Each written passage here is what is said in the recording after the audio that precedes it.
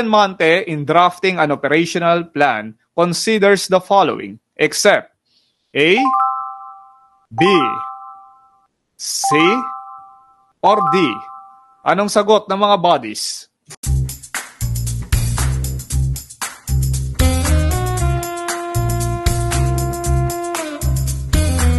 Ang tamang sagot ay C, procedure in preserving evidence.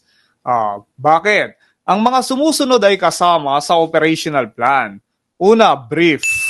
Pag sinabing brief, maikse, hindi yung brief mong bacon na. Brief, maikse. Kumbaga summary, yung paglalagom. Kasama rin dyan yung B, direction in accomplishing task. Paano ba gagawin? Diba? Kasi madaling magsabi, ibaybas natin. Ang tanong, paano? At yung pangatlo, time limit in accomplishing task. Ibig sabihin, may period of time. Kailan mo ba dapat matapos yung nasabing plano or nasabing task? Kasi bakit? Pagka pakupad-kupad ka, baka patay na ang kabayo. Babalik ka dun sa sinasabi ni Lola Basyang. Aanuhin mo pa ang damo kung patay na ang kabayo. Kaya dapat meron kang target. May time limit.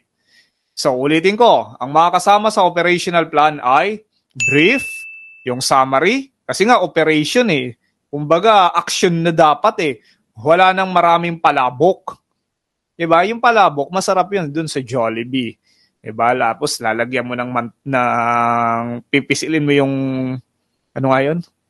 Hindi kamatis. Ano nga yun? Kalamansi. Diba? Pipigayin mo yung kalamansi. Masarap yun sa palabok ng Jollibee.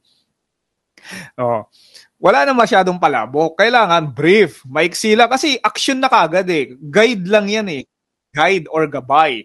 So, brief, yung direction, at yung time limit para ma-accomplish o maisakatuparan yung nasabing task. Yan ang kasama sa operational plan. Yung letter C, procedure in preserving evidence, hindi yan kasama doon. Hindi yan kasama. Kasama yan sa anong plano? Sige nga mga buddies, saan kasamang plano yung letter C?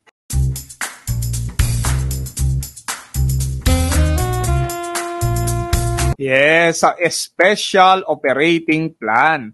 Bakit? Kasi kapag pe-preserba ng ebidensya, special na yan Sabi ko nga sa inyo, hindi lahat ng pulis marunong mag-preserve ng evidence. Meron niyang tinatawag na special training. Kung gusto mong maging specialist, pagdating dyan, mag-training ka sa pamamagitan ng SOCO. Dahil hindi nagsisinungaling ang ebidensya. Paano hindi magsisinungaling? Kapag ka na-preserve. Pero pag na-fabricate, na-contaminate, na-alter, or na-mutilate yung mga evidence, magsisinungaling ngayon ang ebidensya. Again, procedure in preserving evidence is part of special operating plan, not operational plan. GameSmart, your review authority.